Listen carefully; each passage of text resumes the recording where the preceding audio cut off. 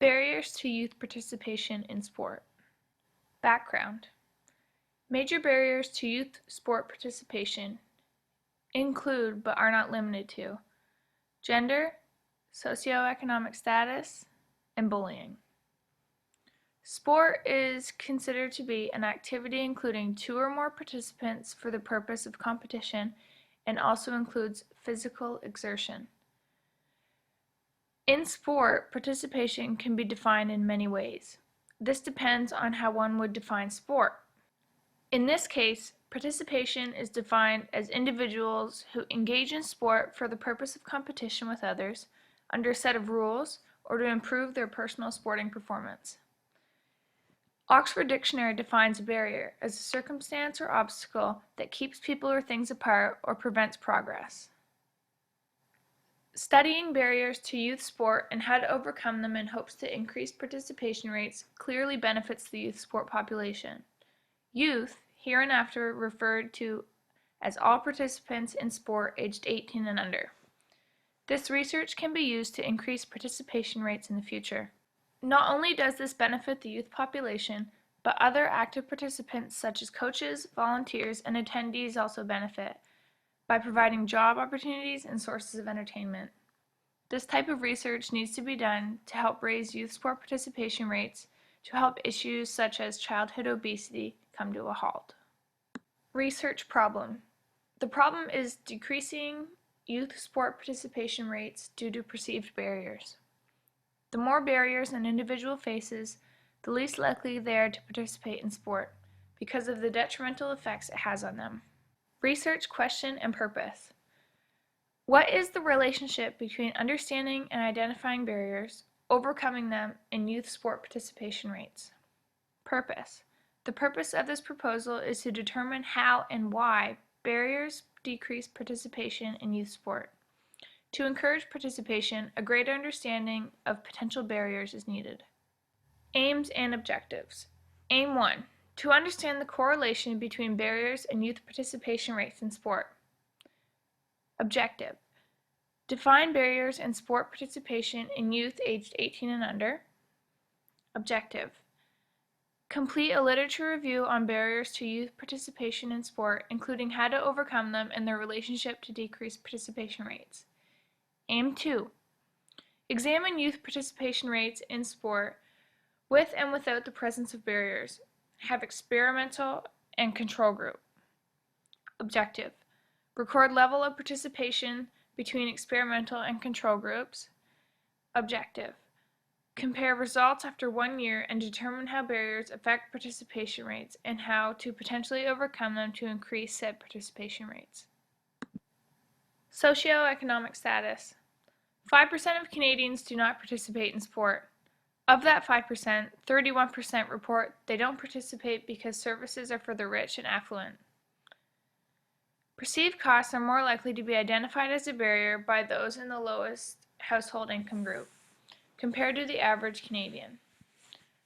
Several barriers are more likely to be rated as not important by higher income adults than those with lower income. Gender. Participation rates in youth sport are lower in girls than boys. In 2010, only approximately 1/3 of Canadian men and 1/6 of women regularly participated in sport. The issue is the lack of funding in girls' sports compared to boys' sports. Girls' sports attract less sponsorship from local businesses because they do not have large support bases. This results in poorer facilities, little to no safe equipment, and a smaller budget to use on things such as sporting equipment, traveling, and a new kit. Gender continued. Body image and self-confidence issues. Girls are less confident than boys, which can be linked to competition in sport. Many girls are too timid to play sport because of the competitive aspect, while boys tend to be attracted to competition. The media puts a greater emphasis on masculine sport. There's less coverage of girly sports such as dance, yoga, gymnastics, and swimming. A wimpy 4% of media sports coverage in national and local print media dedicated to girls and women's sport. Bullying. Bullying is considered to be a social phenomenon defined as repeated negative actions that involve a differential of power whereby the individual is more powerful, attacks to harass the individual who is less powerful with intentions to harm or disturb. Bullying in youth sport is usually directed toward, but not limited to, LGBTQ individuals, overweight and obese children, and children who lack proper equipment. There's a focus on bullying towards LGBTQ and overweight, obese individuals in youth sport and how it affects participation, especially future participation. Literature review regarding socioeconomic status. Hoddenhouse, Scott, and Higgins focus on the relationship between low income and decreased sport participation. All literature review did not target specific subpopulations within the low-income population, such as specific gender, race, or religious backgrounds. Steenhouse and Hoddenhouse were similar in how they presented limitations of their studies, in which both concluded that there's a lack of research on socially vulnerable youth in sports clubs. Limitations to this research include limited number of interviews with low-income youth in sport, and documenting experiences by recreation professionals while catering to low-income youth populations. In studies found, qualitative methods were used and included interviews, focus groups, and intervention. All were used to explore and understand income as a barrier through the professional and participant's perspective. Critical case sampling and convenience sampling were used to select participants for this research. Fault. In many studies, it was assumed that the data could be carried over from one community to the next, which isn't always the case. How to overcome. Provide cost-effective activities to low-income youth.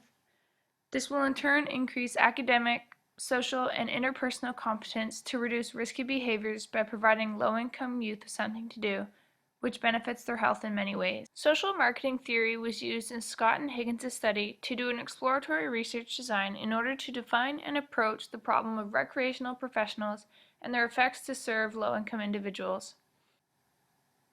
All the research I came across was not incredibly lengthy, but was clear and concise regarding how low-income and socioeconomic status is a barrier to youth sport participation, along with the benefits of providing access to sport to the specific population. The following graph represents information stated previously. It shows that higher income households participate in more physical activity than those of lower income households. Gender. There is much evidence that gender biasness begins in the youth sport setting. Articles chosen cover the years 1990 to 2013, and gender issues in youth sport haven't seemed to change much in the last 20 plus years. Ideas such as sexual harassment, homophobia, abuse, sex segregation, masculinity, femininity, and exclusion to sport due to gender and sexuality are explored.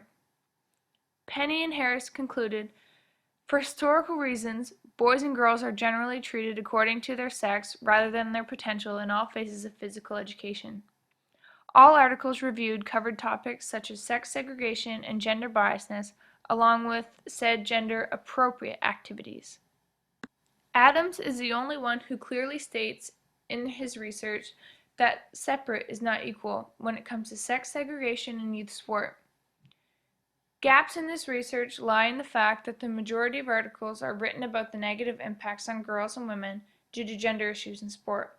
I did not come across one article that touched on why boys are disadvantaged due to gender in relation to sport participation.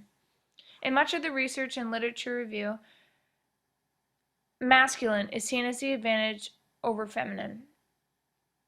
Qualitative methods were used, such as participation observation, interviews with coaches, participants, and parents. The strength of all articles reviewed resides in the way which ideas can be taken into consideration to change the way genders are differentiated and segregated. Bullying. Bullying contributes to self-image and self-esteem issues, which are among the top barriers to youth sport participation. Qualitative methods are also used when conducting research regarding bullying as a barrier to participation.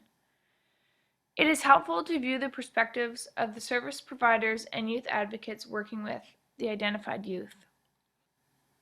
Mishna focused on bullying towards LGBTQ youth participants and the effects on bullying and a decrease in future sport participation.